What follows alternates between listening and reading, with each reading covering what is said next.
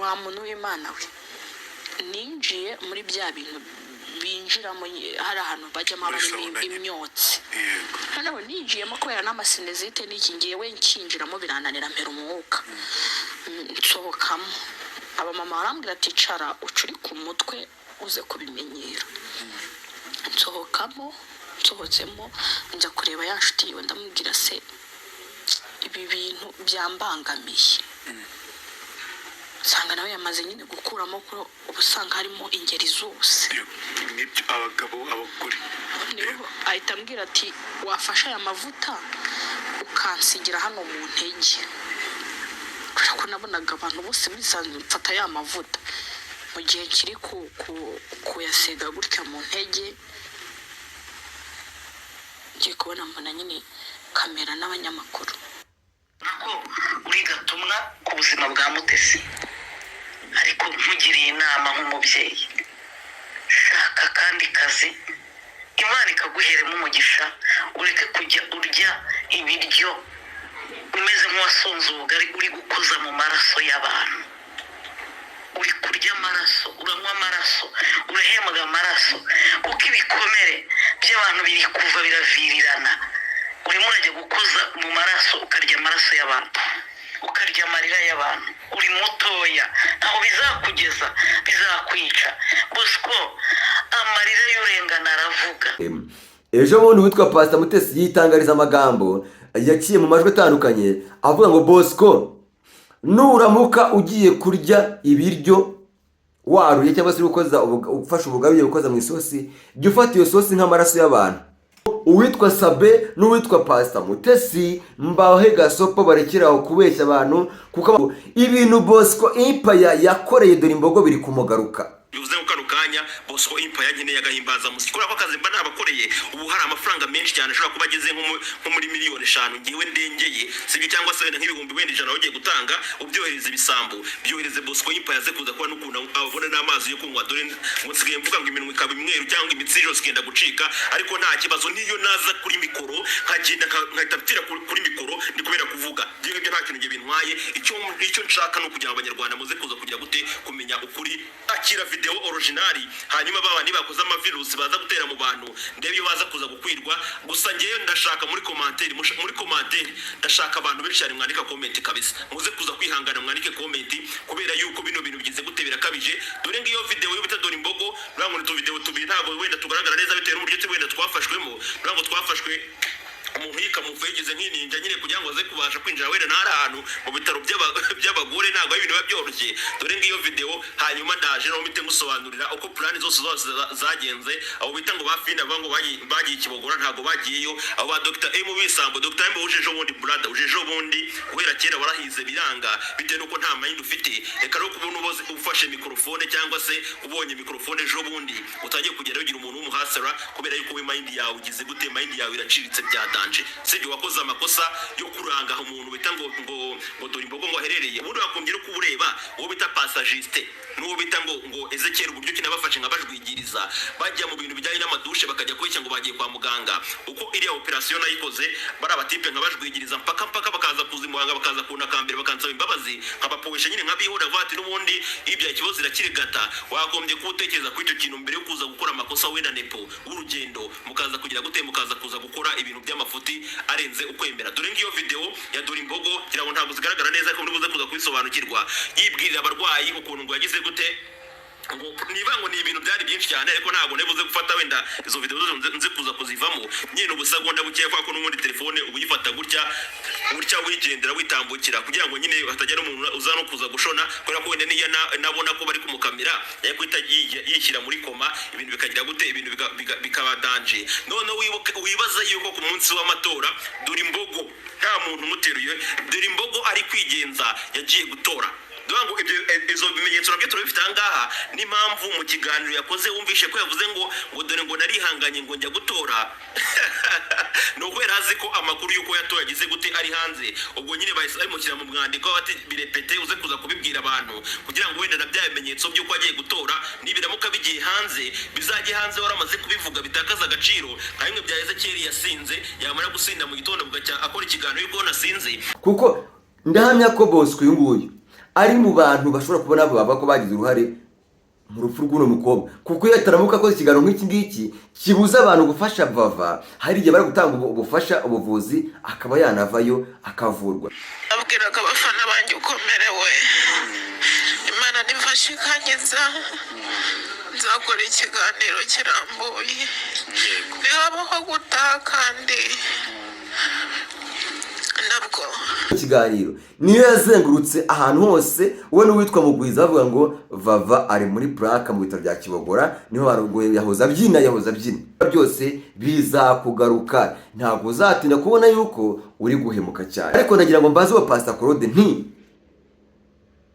ko mwatangiye kwinjira mu buzima bwite bwa Ferdinand n'umufasha we, ahantu turengera pe. Pastor Claude shyira hasi. Kandi amakuru mfite nuko Pastor Mutesi ubwe yivugiye ko umuntu wese uzahirahira akajya gukamera ubukwe bwe ku itariki 30 akajya gukamera ubukwe bwe ngo azafungwa, ndetse yamaze gutanga n'impapuro mpuruza ngo zizafata buri wese uzahirahira gufungura kamera gafate buno bukwe. Mbese n'ubukwe buzaba burimo ababouncer, n'ubukwe buzaba bwa Pastor Mutesi ndetse n'ande n'uwitwa Jumongo. Rero uwitwa Pastor Claude ari mu bantu bafite umugambi wo kuzajya gukamerayo, biza kuzenguruka mu bagabo bifatwa nk'uburaya, kuko Pastor Mutesi afatwa nk'indaya y'abagabo batandukanye. Uyu Jumongo ngo ayo mazu banasuye, ayo mazu wa Pastor Claude basuye, ayo mazu bande yande bajiste basuye, ndetse nabonye n'urugendo rwabasuye ngo ni amazu y'amafaranga yavuye mu mfashanyo za Pastor Mutesi abantu bamuhaye, ngo yahereza Jumongo tugenda gura ahantu yitirire, nurangiza batazavuga yuko shatse imbwa. Ijambo rimwe ryakumenyesha amakuru y'isi yose, andika #Media Empire utandukane no kujya ubeshya amakuru y'ibihuha ya buri munsi. Nongeye kubaha ikaze abakunzi ba #Media Empire, nitwa Mupagasi, tubana umunsi ku munsi. Nizere kumeze neza cyane kandi nizere ko ukomeje kugira ibihe byiza. Ngarutse imbere yawe, ngarutse kugira ngo tuganire ku makuru atandukanye, tuganire ku makuru agezweho, tuganire kandi tujye ku busesenguzi, twinjire dupenetre. Ndakwinginze kugira ngo niba utangiye kuva kino kiganiro wigira hujya guma hano, wigira hujya tuganire. ni wowe nje nshaka kugira ngo tuganire.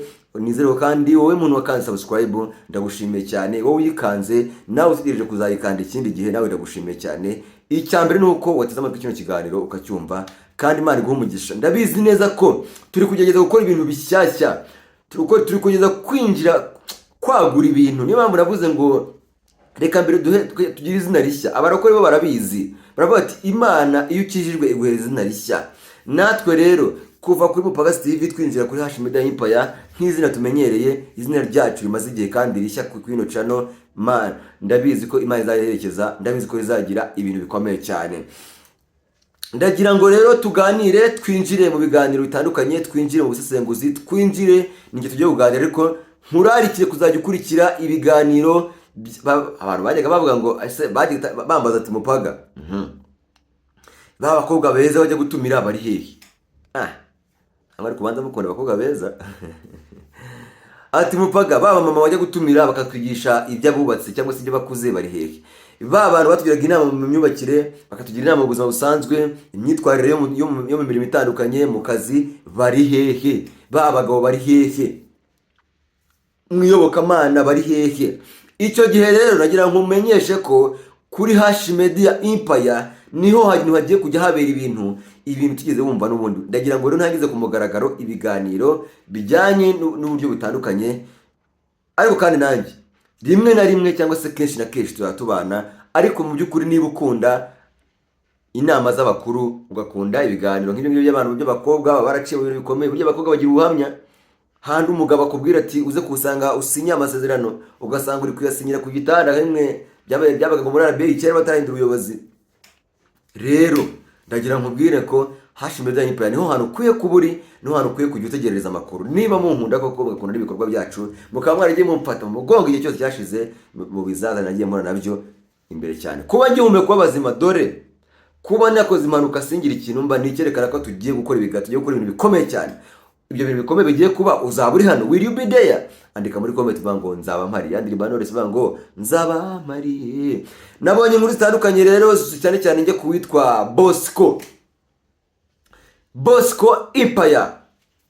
Uyu mugabo ari kuzenguruka akora ibiganiro avuga uburyo ki Pastor Mutesi, murabizi ko inkuru za Bosco Empire n'ibiganiro bya Pastor Mutesi, ubwo n'ibiganiro bya Pastor Mutesi, inkuru za Bosco Empire agira gutya akaba kuri Pastor Mutesi, cyane cyane bagiye birukanka ku kintu bita urugo rwa Pastor Mutesi rushya, bakarwirukankaho, bakarubuza amahoro, bakarubuza amahwemo. Ejo bundi witwa Pastor Mutesi yitangariza amagambo yaciye mu majwi atandukanye avuga ngo Bosco, nuramuka ugiye kurya ibiryo waruye cyangwa se ufashe ubugari ukoza mu isosi, jya ufata iyo sosi nk'amaraso y'abantu. Jya ufata iyo sosi nko gufata ubugari ukabukoza mu maraso y'abantu. Ati kubera ko ibintu uvuga byica abantu. Urya nko kuvuga ngo urya abantu. Inyamaswa ngo zirya abantu.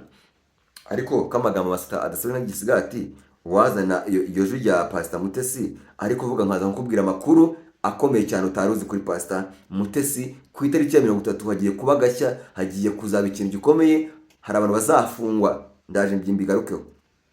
Uretse wumva witwa Pastor Mutesi ari kuvuga ibijyanye n'uwo Bosco.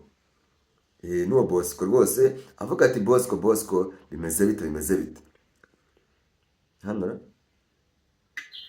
wa muntu wamamagaye avuga amazina ataraye, isi yose irabibona ko uri gatumwa ku buzima bwa Mutesi. Ariko nkugiriye inama nk'umubyeyi, shaka kandi kazi, Imana ikaguheremo umugisha, ureke kujya urya ibiryo umeze nk'uwasonze ubugari uri gukoza mu maraso y'abantu. Uri kurya amaraso, uranywa amaraso, urahembwa amaraso, kuko ibikomere by'abantu biri kuva biravirirana.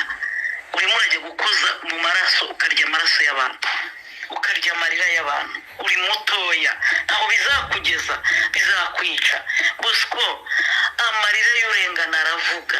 Uburyo usanga umwana ngo Pastor Mutesi yareze. Ibi ngibi uwitwa Pastor Mutesi yabitangaje kubera ku amatwi yaramaze kuzamo injereri, kubera ibiganiro bitandukanye uwitwa Bosco Empire yagiye akora kuri channel ye, cyane cyane ya Bosco Empire, umugabo w'Imuhanga rwose, akavuga ati we Pastor Mutesi ntuzamumekana kubera ko uri umunyabinyoma, kubera ko uri umuntu umutekamutwe rumwesikora. Uwitwa Liliane nawe ufite channel ngo witwa ngo Liliane, nawe yaraje avuga ati ndashaka kugira ngo uwitwa Sabe n'uwitwa Pastor Mutesi mbahe gasopo barekeraho kubeshya abantu, kuko amafaranga twahaye abantu bahaye Pastor Mutesi ngo bamutera inkunga ni menshi cyane. Bosco rakaza avuga ngo ibyo nkora byose ni ugucubwe sikoro, urashaka gucubwe sikoro muri rubanda. Mpere kuri Pastor Mutesi. Bukeye bwaho rero nibwo Pastor Mutesi ngo ufite igikamyo hari hepfo ngo izo za Muhanga na zahe na za Ruhango na zahe mu majyepfo, ngo yavuze ati kino gikamyo cyanjye kizagonga witwa Bosco, kubera ko yirirwa mvugaho, kubera ko yirirwa nyica mpagaze, kubera ko yirirwa ameze nk'unyica mpagaze. Uwo ni Pastor Mutesi. Uyu Pastor Mutesi ndakubwiza ukuri ko yagiranye ibibazo n'abantu benshi cyane barimo Pastor Claude igihe kinini cyane, aho baje bamushinja Pastor Claude akaza ngo Pastor Mutesi yirwa sambana, undi ngo yirwa ngira gutya, mbese biba binini cyane, kugeza naho witwa Pastor Claude yiyunze na n'uwo Bosco Empire ngo bakajya bashyira ukuri hanze. Ibintu ngiye mbona nko kuko bati ese uko ni ukuri. Ndagira ngo rero ariko nanone haje kuzamo gufungwa kuno Bosco Empire simbigaruka yagiye biganira ku biganiro ku macana atandukanye, ariko uyu munsi nibwo nasubije amaso inyuma ndavuga ngo ibintu Bosco Empire yakoreye dore imbogo biri kumugaruka. Ibintu we Bosco Empire yakoreye dore imbogo cyangwa se vava biri kugenda bigaruka. Aho byo gufungwa, byo kutumvikana, kugushinja kujye kuvuga ngo bugari ngo bukoze mu maraso y'abantu, bimeze nkaho biri kugaruka. Hari ikiganiro cyabaye mu kwa karindwi, mu kwezi kwa karindwi ku mwaka washize, ubwo vava yitabaga Imana, yari ari mu bitaro, ari kwivuza. Uyu mugabo witwa Bosco Empire aravuga ngo dore imbogo ntukabeshye, ngo wowe n'urugendo mwapanze plaka ngo urashaka abantu bagukiza. Wowe Bosco Empire ukuntu numvise navuze reka tubyumve neza, yaravuze ngo ayo mafaranga mwendaga guhavava ngo yivuze, ari kubabeshye ntabwo arwaye, ngo ari kubyina mu bitaro ibya Kibogora, ngo nimuyanyihereza $5,000 ngo muzimpembere ko mbakuyeho ubwo bwese ukora. Baba we na ibyo bintu biteye ubwoba.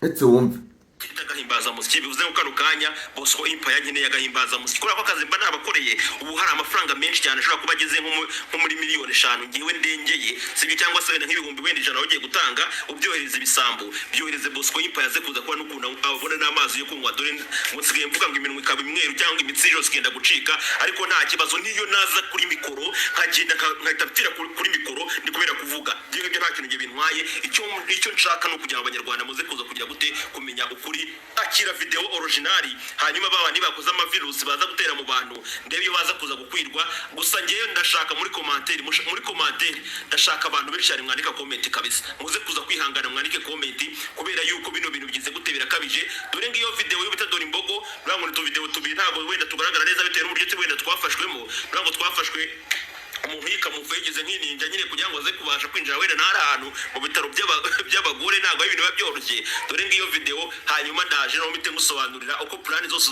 zagenze abo bita ngo bafina bango bagiye Kibogora ntabwo bagiyeyo abo ba Dr. M bisambo Dr. M ujejo bundi brother ujejo bundi kubera kera warahize biranga bitewe nuko nta mind ufite reka rero kubona uboze ufashe mikrofone cyangwa se ubonye mikrofone ejo bundi utagiye kugera ugira umuntu w'umuhasara kubera yuko we mind yawe ugize gute mind yawe iraciritse byadanje sibyo wakoze amakosa yo kuranga umuntu bita ngo dore imbogo ngo aherereye ubundi bakombye no kubureba uwo bita passagiste n'uwo bita ngo Ezekiel uburyo kinabafashe nkabajwigiriza bajya mu bintu bijyanye n'amadushe bakajya kwicya ngo bagiye kwa muganga uko iriya operation nayikoze bari abatipe nkabajwigiriza mpaka bakaza kuzimuhanga bakaza kuna kambere bakansaba imbabazi nkabapoesha nyine nkabihura vati n'ubundi ibya ikibazo irakirigata wagombye kutekereza kuri icyo kintu mbere yo kuza gukora amakosa wenda nepo urugendo mukaza kugira gute mukaza kuza gukora ibintu by'amafuti arenze ukwemera dore ngiyo video ya dore imbogo kirabo ntabwo zigaragara neza ko muri buze kuza kubisobanukirwa yibwirira abarwayi ukuntu ngo yagize gute ngo niba ngo ni ibintu byari byinshi cyane ariko ntabwo nebuze gufata wenda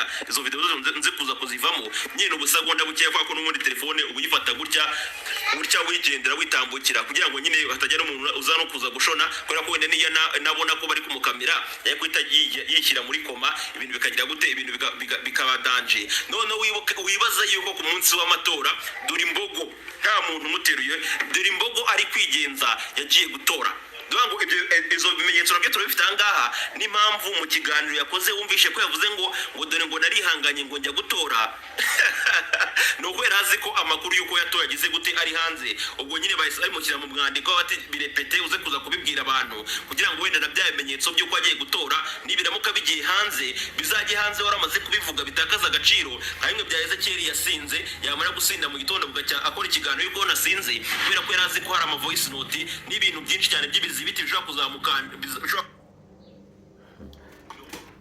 uwo mwita Bosco Empire uyu Bosco Empire wumve ko mu kiganiro cyabaye mu kwezi kwa 7 sinzu y'akaboze ariko niyo nakazura kubera yuko uyu mugabo nubwo avuga ngo aca karengane cyangwa se ngo aca no muri comment nabonye kino kiganiro cyagize hafi 100 nabonye rwose ubwo nateguraga kino kiganiro kimaze kugirirwa n'abantu 100 bavuga ati Bosco ibi bintu bizakugaruka muri comment bavuga ati Bosco amaraso ya Vava azahora kugendaho nibyo bari kuvuga nibyo Pastor Mutesi yirwa avuga ati amaraso ya kana kazakugenda amaraso y'abantu wiri gucuruza azakugendaho bivuze iki rero bivuze yuko natagenza make ashobora kuzabura n'ibindi bimeze gutya kuko kino kintu bwayo cyonyine cyemeza yuko ibintu byose yavuze byose ari byo kuko ndahamya ko Bosco uyu nguyu ari mu bantu bashobora kubona baba ko bagize uruhare mu rupfu rw'uno mukobwa kuko iyo ataramuka ko ikiganiro nk'iki ngiki kibuza abantu gufasha Vava hari igihe bari gutanga ubufasha ubuvuzi akaba yanavayo akavurwa kuko ndabyibuka ijwi rya Vava ryagiraga riti nintagaruka ni Kigali nintagaruka ni Kigali muzamfashe bino bintu muzabimbwirira abantu niko Vava yavugaga ati nintagaruka ni Kigali muzamfashe bino bintu muzabimbwirira abantu uretse wumva originali ngiyo video yo ku Rugendo TV batwitse abwiraga abafana banjye ukomerewe Imana nimfashe kanyeza nzakora ikiganiro kirambuye ntihabaho gutaha kandi nabwo iki gihe Vava yararimo asamba yari arimo ameze nabi cyane, aravuga ati nzakora ikiganiro nzi Kigali nshimiye abantu, ariko nihaba gutaha kandi kujya mu ijuru cyangwa se kwitaba Imana, ibyo nta kibazo, ndabizi neza ko bizagira gute, ndabizi neza ko nzaba ngiye mu ijuru, ndabizi neza ko nta kibazo, nta cyumutima ushinja. Uyu witwa ino video wumva yakinnye muri kino kiganiro niyo yazengurutse ahantu hose, we n'uwitwa Mugwiza bavuga ngo Vava ari muri plaka mu bitaro bya Kibogora, niho barugoye yahoza abyina. Uwo niwo muntu abantu benshi bahora ntabwo narimbiciyeho, kubera ko uwitwa Pastor Mutesi yavuze ko yamugenzeho mu bukwe bwe na Ferdinand, ariko akavuga ati ibintu ukora byose bizakugaruka, ntabwo uzatinda kubona yuko uri guhemuka cyane. Ariko nanone hari na Bosco Impaya namugarukira, hari hamenyerewe amapuraka menshi icyo gihe, bishoboka yuko yakoze ikiganiro atagiye kuri tele, ariko kuvuga ngo reka mvuge ko ariko ari puraka. Hari igihe umuntu akora ikiganiro atagiye kuri tele kugira ngo ahubwo ashake views nyinshi cyane, reka sore ikiganiro bututi mbwira abantu ko ari puraka, ashaka attention y'abantu. Ariko uyu mwana w'umukobwa yagize gutya yitaba Imana ku burangare bw'abantu bitewe n'amagambo bumvise kuri umugabo witwa Bosco Empire. Naho kuri Hashmedia Empire nta guca ku ruhande, ni gutya ni musuru mumoja kandi umurongo ugororotse gutya, musururu nyororo. Impamvu njye n'ibyo bintu rero ni ukubera ko uyu mugabo Bosco Impaya ari umuntu wagiye ukora ibiganiro byinshi cyane kuri Pastor Mutesi ndetse na Ferdinand Jumongo. Mpita mbizanamo n'uwitwa Pastor Claude wanasuye ngo ahantu Jumongo Ferdinand yaguze ibibanza n'amazu atandukanye, bivugwa yuko ngo uwitwa Pastor Mutesi ari byo yamukurikiyeho, ngo akimara kumenya ko uwo mugabo yaguze amazu ngo ari byo yamukurikiyeho. Ariko nagira ngo mbaze uwo Pastor Claude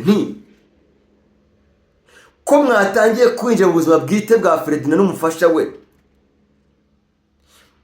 mutangiye no kujya kureba ngo amazu yaguze, ejo muzajya kureba imyenda ngo azambara, ejo muzajya kureba ngo amasokoro y'imbere azaba yambaye, murebe iki byose, mwinjire mwagarukiye aho ngaho. Ngo se buriya ngo Pastor Mutesi ngo ntashaka n'umugabo ngo w'imbobo, bajya kubaza abaturage ngo se ngo Jumongo ngo ni imbobo, ngo hoya.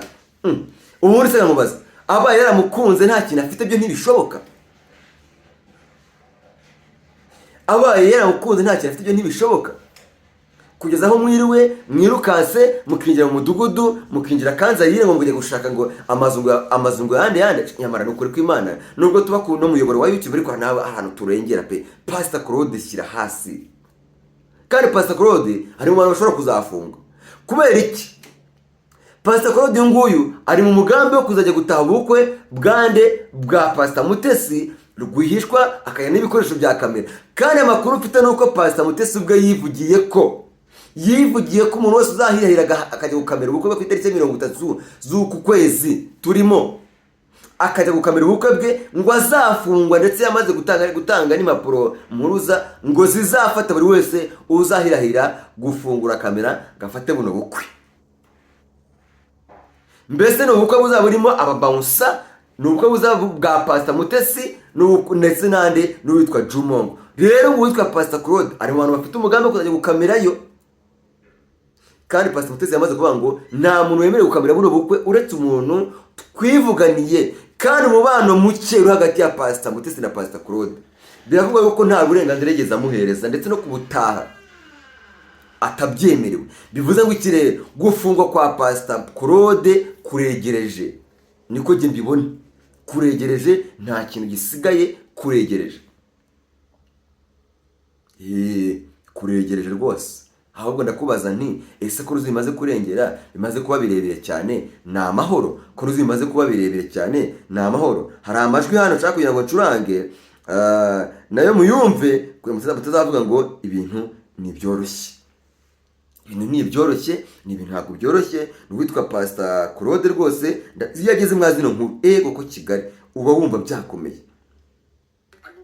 Mu maraso y'abantu ariko gusaba imbabazi ngo reke kumvuga, kuko nta muntu uzanyanga kuko Bosco. None wa muntu wamamagaye avuga amazina ataraye, ngi nageze kuri RIB mani, umutipe aravuga ngo Bosco nimutamufunga ndamwica, abivuga n'abagenza cyabo se bahari. Wabyumvise? Uravuga ati ngiye Pastor Claude niyo nzima, Ngewe Pastor Claude niyo nzima, ndi imbere y'Ikaze TV Rwanda, ndi imbere y'Ikaze TV Rwanda na Dynamic Show.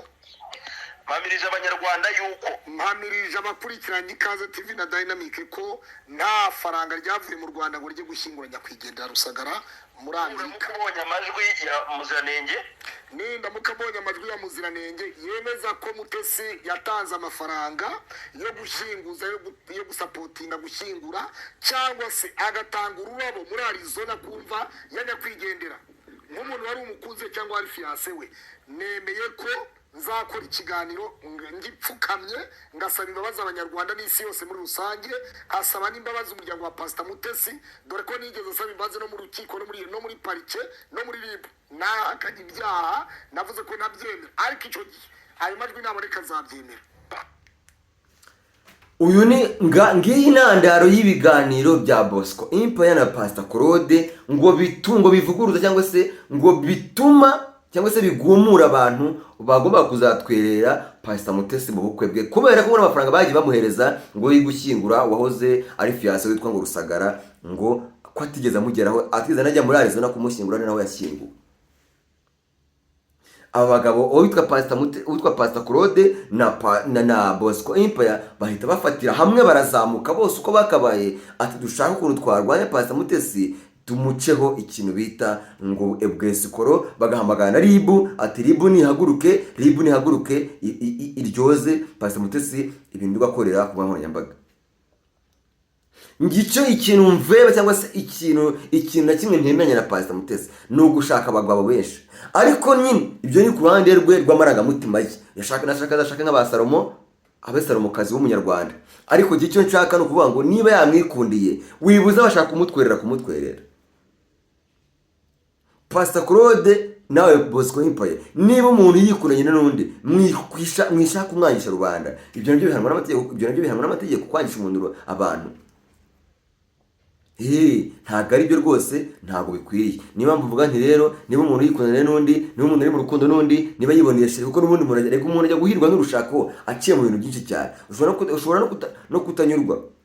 Nabo mwagiye mutambukana aho bose ukabona ntabwo baguhaniye, ukagenda uhindura, ushaka aho umutima wawe wagwa, ushaka aho umutima wawe wakumva uri kumeze nk'uri ku mazi asuma. Ikindi mukwiye kumenya ni uko urukundo si ibintu byo kwihambira ku muntu. Niba kanaka bidahuye ndamureka ngende, ariko nanone kujyanye n'ijambo ry'Imana si byiza kuzenguruka mu bagabo, bifatwa nk'uburaya, kuko Pastor Mutesi afatwa nk'indaya y'abagabo batandukanye, umugabo wa mbere, wa kabiri, wa gatatu, wa kane, wa gatanu. Ntabwo ari byiza rero, ntabwo ari byiza ko niye cyo mvuga ati nk'umukozi w'Imana ntakwiye gushaka abagabo benshi, ariko nk'umuntu usanzwe ushaka ahantu umutima we waruhukira, nashaka nk'abasalomo. Wimubuza gutwerezwa ngo bamutwerere, mufashe gushaka. Ikindi cya kabiri, ntabwo ari byiza kujya mu mitungo yande, kujya kubarura imitungo yande y'umugabo wa Pastor Mutesi. Ubukwe rero buraba ku itariki ya 30 uko nabivuze haruguru bwa Pastor Mutesi na Jumongo, ariko kandi ni makuru ukwiye kumenya mw'abantu. Uyu Jumongo ngo ayo mazu banasuye, ayo mazu wa Pastor Claude basuye, ayo mazu bande yande bajiste basuye, ndetse nabonye n'urugendo rwabasuye, ngo na amazu y'amafaranga yavuye mu mfashanyo za Pastor Mutesi abantu bamuhaye, ngahereza Jumongo tugenda gura ahantu yitirire, nurangiza batazavuga yuko shatse imbwa. Tuzajya uvuga ngo Pastor Mutesi yashatse imbwa, genda ugura ahantu, cyangwa se yashatse mayibobo, genda ugura ahantu, dore ngayo amafaranga, genda uhagure ubuhitiriye. Ariko ngo ibyangombwa by'ubutaka ku makuru mfite ngo buri kuri Pastor Mutesi, ngo niwe muntu ayo mafaranga mbese ariko kuri umuntu akunda akavuga ati noneho kugira ngo rero murabizi bikunda kubaho abagabo cyangwa se abakobwa bagakundana, cyangwa se umukobwa n'umuhungu bagakundana, ariko ababyeyi ntibabyishimire cyangwa se imiryango ntibyishimire ngo arakiriye, hanyuma wa mukobwa agafata amafaranga akahereza umusore ati ngwino unkwe. Bivuga yuko n'amafaranga ngo y'inkwano uwitwa Jumongo yatanze nk'inkwano kuri Pastor Mutesi, ngo ni Pastor Mutesi wayamuhaye kugira ngo amukwe back. Mwabyumvise? Kugira ngo amukwe akira amafaranga, n'ubundi abizi nawe ntabwo warukize ntaki, kuko nta mezi ashize yo hano ubu Jumongo haguze. Nta mezi ashize kabisa, ngo ni amezi agira murane, ngo nibwo aho urukundo rwatangiye gusakara, cyangwa se batangiye urabona ati akira genda ugure, hatagira umuntu uvuga ngo shakanye n'umuntu w'imayibobo. Pastor Mutesi ibyo byose bikaba bikuye mu mfashanyo z'iki z'abadiaspora. Ariko si ibyo ngibyo birimo ikihe cyaha gufasha se umuco nyarwanda, gufashwa se baravuga ngo ari ni gutamana ati no fashwa yafasha. Nyamara ubwo se Mutesi adafashije Juma kugira residence, kugira ahantu ho gutura, kugira ahantu ho kuba. Ibyo rero ariko nanone si byiza ko mujya kubarura ngo dore inzu ya Jumongo, dore ya kabiri, dore ya gatatu. Ibyo rwose no kwinjira mu buzima bw'umuntu mugatuma atazajya yirira ikijumba, atazajya yirira umwumbati atuje, kuko ari ikintu cyageze ku mahoro nyambaga, kiba cyamaze kwitwa nk'ikintu cy'abasitari cyangwa se cy'abantu by'ibyamamare, ushaka kumubesha mu buzima buhenze, ubuzima atashobora kwipevera. Yes, kuba zataha ubukwe bwa Pastor Mutesi mwese ndabasuhuje cyane, muzabutahe muzaza mumbwira uko bwagenze. Icyakora n'ubukwe buzashiga abantu benshi bafunzwe nk'uko amakuru ari kungeraho. Ndi gukurikira inkuru zitandukanye, nibwo nabonye umugabo witwa Captain Paxson cyangwa se umwe mu bahanzi cyangwa se mu baraperi bakomeye cyane. Umugabo umwe nabo niwe muntu cyakoze nzi ko ashoboye kwishongora kabisa. Paxson niba gitekereza ko bya bindi bya kera byo bigezweho, bakamubaza bati Paxson Element uramwemera, Prince Kids uramwemera, Roskana umuvugaho iki? Uretse wumve nanjye nze ngicyo mbivugaho. Yitwa Paxson ari kuvuga ati uwo Roskana bavuga ngo afite indirimbo zingahe, ngo yaguze album ya Bruce Melody ngo miliyoni 10, ngo nanjye ngo nzagura ngo ya Ezira, ngo naguze ya Ezira, ngo ubwo se bitanye ngo hari inkuru irimo basigaye ajya bamutumira no mu bitaramo. uwo numbaze uwo mukande next, ibaze ko uwitwa Roskana kana next. Roskana afite indirimbo zingahe? Bakade next abo nubambaze nawe. Roskana akibaze umuntu yitwa Rose, ngo ni Rose Kana. Rose Kana yaguze na album ya Bruce Melody. Rose Kana afite indirimbo zingahe? Niba ari Rosa Rose Kana afite indirimbo zingahe? Zifite na miliyoni. Rose yaguze na album ya Bruce Melody.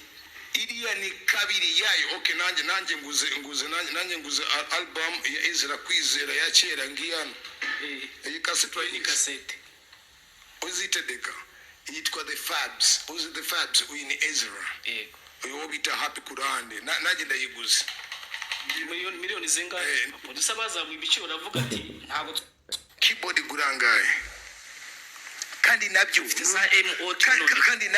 kandi nabyo ni umukozi ntabwo ari ibyiwe. umukozi ni ukwikera ariya gusa, ni ukwikera ariya gusa agashyira amagingo akarusha n'indirimbo, akarusha n'indirimbo. Twakomeje hybrid music ni yayo none mananje mwijuru. so producer yo ntago muzi koko. Ntabwo yenze n'ukuri ko Imana Keys ntago muzi. Keys reka muvuge neza. Keys ni umwana waje muri music ajya muri country, yego arishakisha, aravuga ngomba kuba self agent, reka njye kwigenga. nguru udukoresha twanje duke twa nje simurundi muntu. Keys respect, when the problem most means za muri studio yawe ariko ari gukora neza gute ubwo. niba amaze gukora album ya Bruce Melody kambwira ikintu kimwe, gukora neza kandi ukora cut copy paste, nyamuneka utangiye umushima. cut iyo ntabwo namuvuga nabi, very good, ariko ntabwo wakora cut copy paste.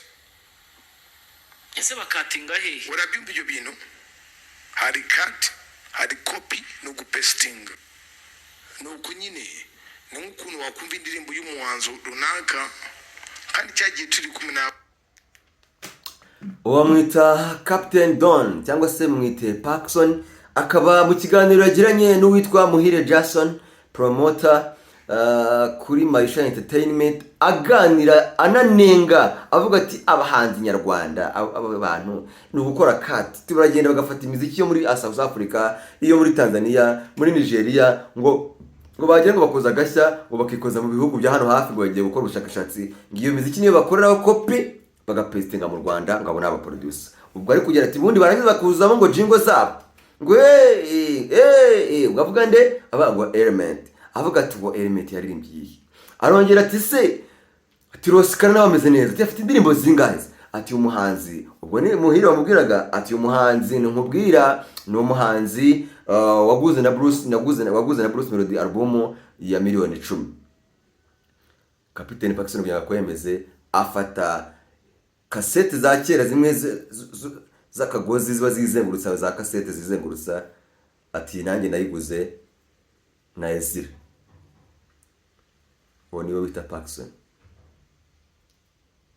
Album na album se tubwo nanjye narayiguze, tubwo sibyo bivuze iki, ati wo nta Rosikana, ati ni Roza, atabwo ni Roza, ariko nibaza ngo ese ntiyaba ari conflit de generation, nuko ngo bana bafite igikundiro cyinshi hirya no hino, bameze neza, bari guhitinga, bari mu bihe byabo byiza, noneho kuba Paxson we genda abona ibihe bimusiga old school ntigikora, uburyo akoramo ntibugikunda, afashe bana abagira ishyamba.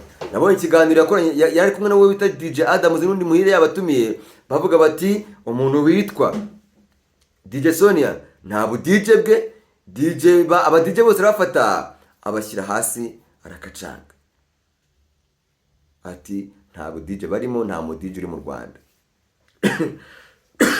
Ibintu bitanashimishije abona ba DJ bombi nabo bajya kuri Twitter maze barasubiza sinakubwira, ariko nge ndibaza ngo ese koko kuba Paxson yenda tuvuge da ntaga kigezweho nka mbere, ariko se bimuha uburenganzira bwo kunenga abahanzi bari umunabe bakizamuka?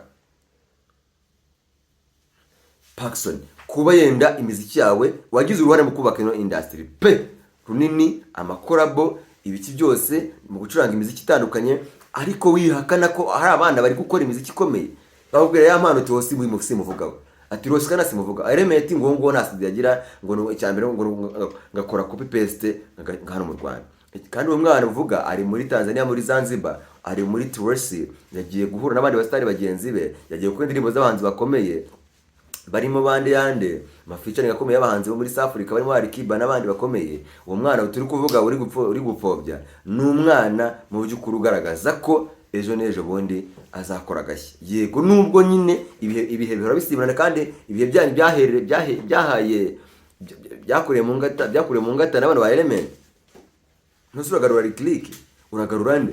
Oya, icyo mvuga cyo ni kimwe, ndashaka yuko abahanzi bubahana, ndashaka yuko abaririmbyi bo mu Rwanda bubahana, atari kuvuga ngo twebwe tutagezweho ngo reka abantu bagezweho tubapfobye ngo n'abahanzi babarimo. None se mwamwe DJ Adams nahoze muri kiganiro cyitwa Bulldog arwaye umuntu witwa Dickson.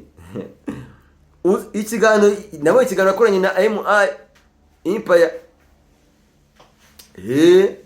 yabagikoranye mu minsi yashize, kimaze umwaka, sinanakibonye ngo nkirangize ndakirangiza.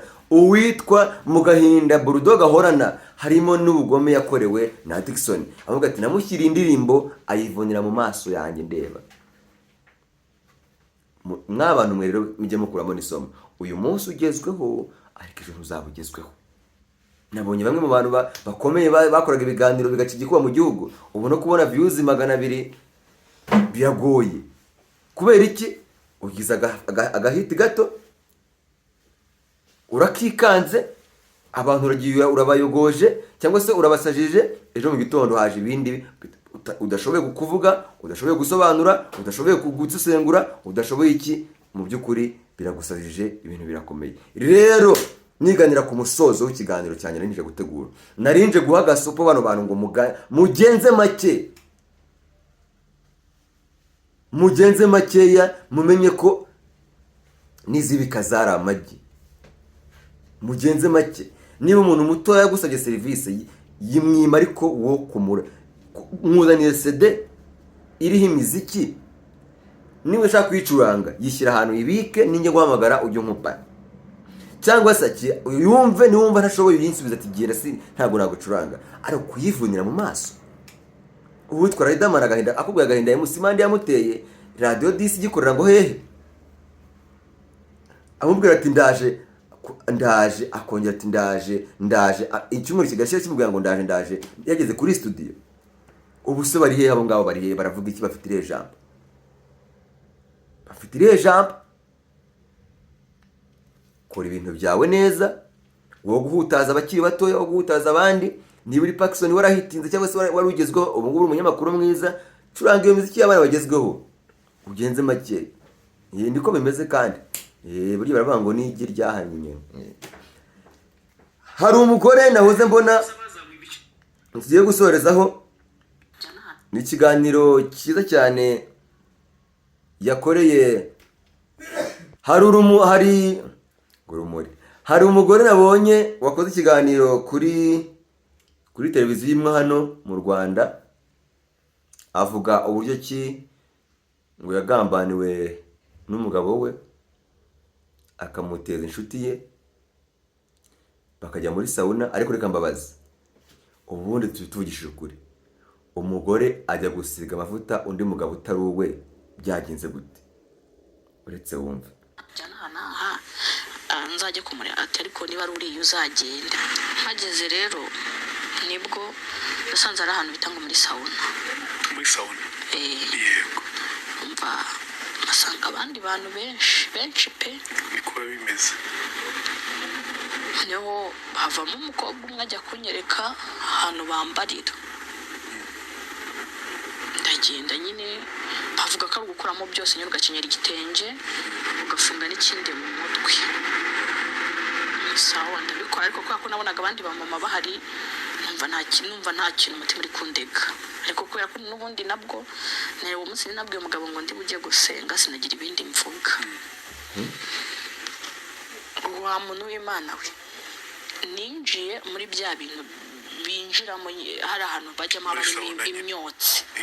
Noneho ninjiyemo kubera n'amasinezite n'iki, ngewe nkinjiramo birananira, mpera umwuka, nsohokamo. Abamama barambwira ati cara ucuri ku mutwe uze kubimenyera. Nsohotsemo njya kureba ya nshuti yiwe, ndamubwira se ibi bintu byambangamiye. Usanga nawe yamaze nyine gukuramo ko ubusanga harimo ingeri zose. Nibyo, abagabo, abagore. Niho ahita ambwira ati wafashe aya mavuta ukansigira hano mu ntege. Kubera ko nabonaga abantu bose bisanzwe mfata ya mavuta, mu gihe kiri kuyasiga gutya mu ntege, ngiye kubona mbona nyine kamera n'abanyamakuru. Uyu ni umugore watanze ubuhamya avuga buryo ki yabwiye umugabo we ko agiye kuzajya gusenga. Uyu ni umugore mbona umeze nkaho rwose wo muri ADPR, yagiranye ikiganiro na Rwema Imbabazi. Bagirana ikiganiro amusobanurira urwo yahuye narwo, aravuga ati umugabo wanjye namubwiye ko nzajya gusenga, ariko mubwira ko n'undi mugabo w'inshuti ye tuzajya guhura. Aravuga ati ubwo ari uriya muzigendere. Ariko umugabo yari amaze igihe abakeka, umugabo yari amaze igihe akeka ibyo bakora, yari amaze igihe akeka ibyo barimo ubujajwa cyangwa se uburyo cyavuga ati unyiba ndamuzi ariko sinzi ahantu amishe. Bari baravuga ngo nta muntu uyoberwa umuntu umwiba, ahubwo yoberwa ahantu amuhishe. Avuga ati nzabafata umunsi umwe, nzabafata. Umugabo rero, umudamu rero ajya muri sauna, ajyana ibaza umudamu ujya muri sauna ajyanye n'umugabo utari uwe. Niyo ntarenga aho ngaho kumva ko uyu mudamu yafashe iya mbere akajya muri sauna ajyanye n'umugabo utari uwe. Icyo kintu muracyumva? Prince umugore wo mu kirokore w'umunyamasengesho akajya muri icyambere kujya muri sauna uri umurokore, ubundi akenshi babifata nk'ikibazo. Noneho aho iterambere riziye bafata ko ari ibintu byoroshye. Noneho kujyana n'umugabo utari uwawe muri sauna byarangira ahubwo nsigira bavuta hano mu ntege, ukajya kuyamusigira, warangiza ukaza mu kiganiro uvuga ngo nararenganijwe, nagiye kuyamusiga, ngo abantu bose bari bahari ngo twari tugiye gukora, ngo mbona kamera ziraje. Ubise kubona kamera ziraje, ubona kamera ziraje. Niba atari script y'ikiganiro yanditse gutya, kuko nabizi ko n'ibiganiro byanditse script bakaza bakandika ati twandika ubonye uzaba umeze gutya uzaza uvuge umeze nk'uri kurira, ubundi twibonere views. Ariko niba wa mugore w'ibyo uvuga ari bya nyabyo, waragiye muri sauna n'umugabo utari uwawe, wamubwiye ko ugiye gusenga, urangiza ugakinyerera mu cyangwa ukajya muri sauna ugafata bakubwira ngo nsigira amavuta ngo ku kibero ngo mu ntege ukasiga, wa mugore uzakora gashya, uzakora ishyano. soreje ahangaha nagira ngo mbwire abagore mwese, niba uzi kujya uryamana cyangwa se ukaba uzi yuko ujya wibeta ukajya mu dukorwa runaka iminsi y'igisa muri 40, n'abagabo kandi bavuga ngo uko murushye ukomeye n'ingasiye, iminsi y'igisa muri 40, niba uzi yuko ujya wibeta ukajya n'umugabo utari uwaho ahantu ahubwo ati mpeka cyangwa se nterura cyangwa se njyama mu gituza cyangwa se mugakora udukorwa runaka ngo nyine ngo ni inshuti y'umuryango, murasambana. Iminsi y'igisa wowe urumva uno mudamu utuye gusigira undi mugabo utari uwe amavuta mu ntege, bakajya muri sauna ngo maze ngo ngeze muri sauna ngo dukuramo byose ngo kubera ko nyine ngo n'abandi bose bari bakuyemo byose. Umudamu umugore ukuramo byose ujya gusiga amavuta ku mugabo utari uwawe, nyamara iri zuba rizasaza n'abantu. Ibihe byiza, nitwa Mupagasi, iyi ni Hashi Media Empire, ni umuntu wanyu, mukande subscribe kandi nizogera niba ari ubwa mbere duhuye. Nitwa Mupagasi, ku mbuga nkoranyambaga, ubundi tubana umunsi ku munsi. Ibihe byiza, bye bye.